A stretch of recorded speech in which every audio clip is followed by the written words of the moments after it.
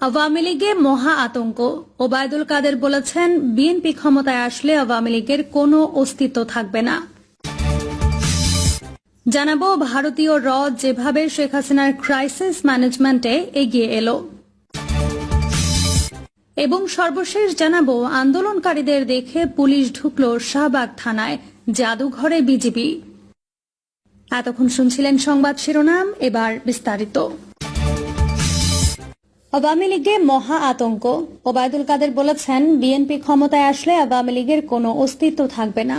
ক্রমেই ফুরিয়ে আসছে জোরপূর্বকভাবে জগদ্দল পাথরের মতো জাতির ঘাড়ে বসে থাকা অবৈধ প্রধানমন্ত্রী শেখ হাসিনার দিনগুলো। শেখ হাসিনার প্রতিটি মুহূর্তই যাচ্ছে চরম অস্বস্তি, উদ্বেগ আর আতঙ্কের মধ্য দিয়ে। শুধু শেখ হাসিনা নয়, ক্ষমতা হাতছাড়া হলে পরিণাম কি হবে, দেশে থাকতে পারবে কি না বা কোথায় পালাবে, এ নিয়ে আওয়ামী লীগের সর্বস্তরের নেতাকর্মীদের এখন মহা আতঙ্ক দেখা দিয়েছে। এর মধ্যে নারায়ণগঞ্জের সংসদ সদস্য ও প্রভাবশালী আওয়ামী লীগ নেতা শামীম ওসমান তার পরিবারের সদস্যদের সহ থাইল্যান্ড চলে গেছেন। একাধিক সূত্রে জানা গেছে, সভায় শেখ হাসিনা দলের নেতাদেরকে বিগত 15 বছরের দুর্নীতি লুটপাটের কথা স্মরণ করিয়ে দিয়ে বলেছেন, বিএনপি যদি ক্ষমতায় আসতে পারে তাহলে একজনের পিঠের চামড়াও থাকবে না, বাসা বাড়িতে কেউ থাকতে পারবেন না। পরিস্থিতি এমনও হতে পারে যে বিগত 15 বছরে যা কামাই করেছেন তার সাথে নিয়ে ভাগতে পারবেন না।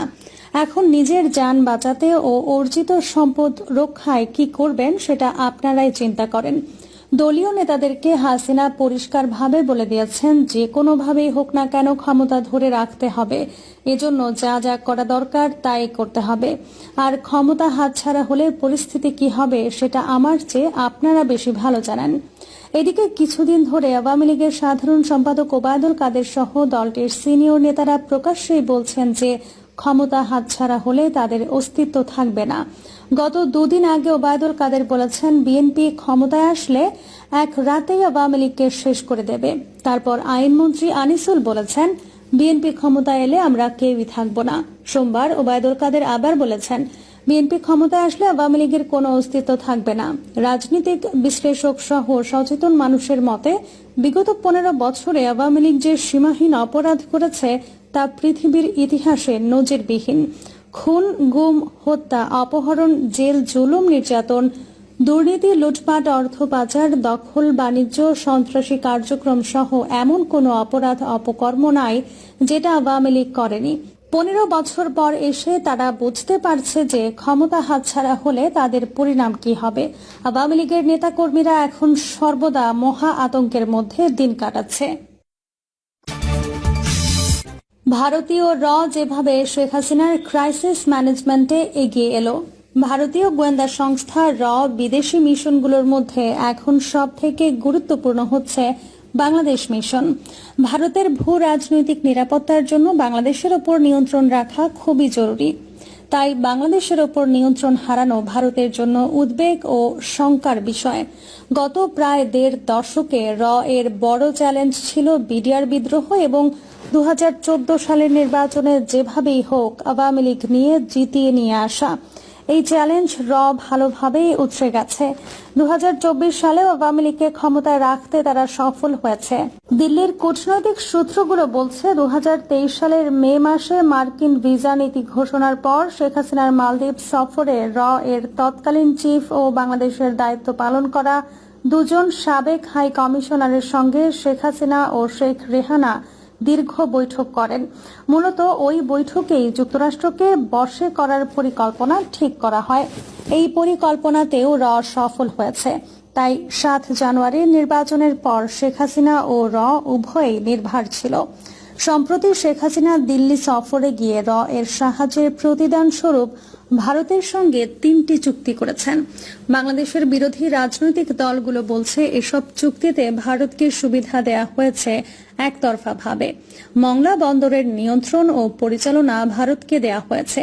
বাকি দুটো হচ্ছে বাংলাদেশের ভেতর দিয়ে আসাম ও ত্রিপুরায় রেল চলাচলের করিডোর ও তিস্তা নদী প্রকল্প।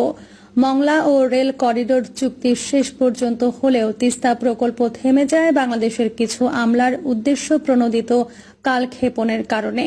চুক্তির খসড়া প্রস্তুত হয়নি বলে কৌশলে চুক্তির বিষয়টি এড়িয়ে যাওয়া হয় বাংলাদেশের পক্ষ থেকে। বাংলাদেশের আমলাদের একটি সূত্র বলছে, রেল করিডোর চুক্তি সংক্রান্ত ফাইলটি দিল্লির বাংলাদেশি হাই কমিশন বা রেল মন্ত্রণালয়ে নেই। এই ফাইলটি প্রধানমন্ত্রী শেখ হাসিনার কাছে আছে, কারণ চুক্তির একটি ধারায় বলা হয়েছে চলন্ত রেলে ভারত কি পরিবহন করবে তা বাংলাদেশ কর্তৃপক্ষ দেখতে ও জানতে পারবে না। তবে ভারতীয় রেল বাংলাদেশ ভূখণ্ডে কোনো নিরাপত্তাজনিত সংকটে পড়লে বাংলাদেশ নিরাপত্তা বাহিনীকে সহযোগিতা করবে ভারতীয় নিরাপত্তা বাহিনী। মানে বাংলাদেশে ভারতের সৈন্য প্রবেশ করতে পারবে তাদের রেলকে নিরাপত্তা দেওয়ার কথা বলে। অনেকেই মনে করছেন এই চুক্তি করে ভারত মূলত বাংলাদেশের সৈন্য পাঠানোর এক ধরনের বন্দোবস্ত করে রাখল। এই তিনটি চুক্তির বিষয় ফাঁস হওয়ার পর চীন শেখ হাসিনার ওপর নাখোশ হয়। চীনের ধারণা, বাংলাদেশের রেল করিডোর দিয়ে ভারতের উত্তর পূর্বাঞ্চলে চীনকে ঠেকাতে সামরিক সরঞ্জাম পরিবহন করা হবে। এ কারণে শেখ হাসিনা চীন সফর নিয়ে প্রত্যাশিত সফলতা পাননি। চীনের পক্ষ থেকে এরকম শীতল আচরণই করা হয়েছে। শেখ হাসিনার চীন সফর নিয়ে যখন দিল্লিতে কেন্দ্রীয় সদর দপ্তরে চুলচেরা বিশ্লেষণ চলছে, তখনই ঢাকায় ছাত্ররা কোটা আন্দোলন নিয়ে রাজপথে নেমে আসে। এই আন্দোলনের গতিবিধির ওপর নজর রাখার বিশেষ দায়িত্ব দেওয়া হয়েছিল এক নবীন বাঙালির কর্মকর্তাকে। ওই বাঙালি কর্মকর্তার 17 জুলাই পাঠানো তথ্য পেয়ে বিচলিত হয়ে পড়েন ঊর্ধ্বতন কর্মকর্তারা। দিল্লিতে এর কাছে তথ্য আসে ঢাকায় সাধারণ শিক্ষার্থীদের ওপর গুলির নির্দেশ দিয়েছে পুলিশের হাইকমান্ড।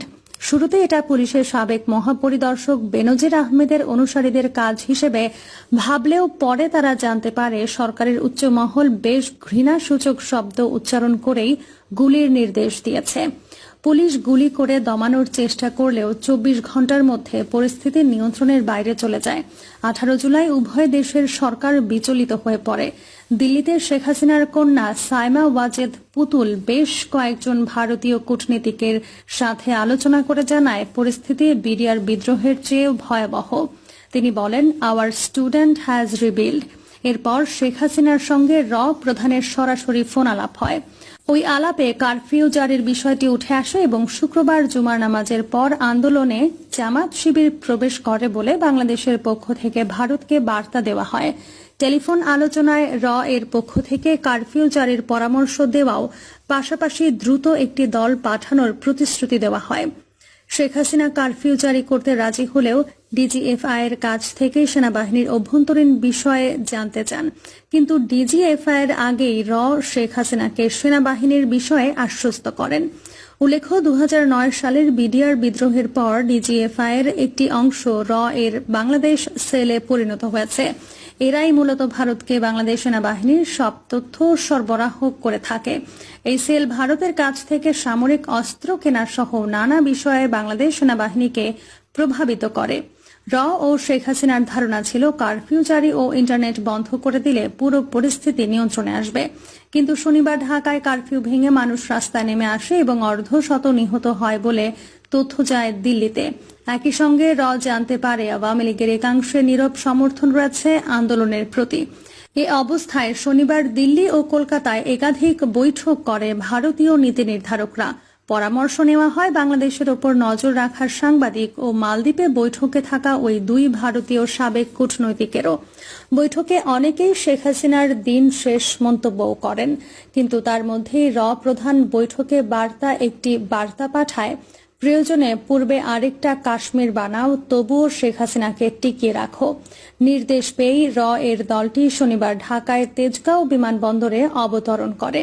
ঢাকায় নেমেই এর দলটি বৈঠক করে ডিজিএফআই, ডিবি পুলিশ ও অন্যান্য গোয়েন্দা সংস্থার কর্মকর্তাদের সঙ্গে। বিশেষ নজর রাখা হয় মার্কিন দূতাবাস ও চীনা দূতাবাসের ওপর। শনিবারই সিদ্ধান্ত হয় 2019 সালে কাশ্মীরে দমনের পদ্ধতি অনুসরণ করে ঢাকা মিশন 2024 সফল করা হবে। সব ধরনের ফোন কলের নিয়ন্ত্রণ নেওয়া হয়। সেনাবাহিনীর জুনিয়র অফিসারদের ওপর বিশেষ নজর রাখা হয়। লাশ গুম করার টিমও তৈরি করা হয়। কাশ্মীরের মতোই বাড়ি বাড়ি তল্লাশি শুরু করে যৌথ বাহিনী। কর্মকর্তারা সরাসরি ঢাকার মাঠে অবস্থান করে পরিস্থিতি পর্যবেক্ষণ করেন। এ সময় ঢাকায় ভারত বিরোধী নানা গুঞ্জন তৈরি হয়। এর মধ্যে একটি হচ্ছে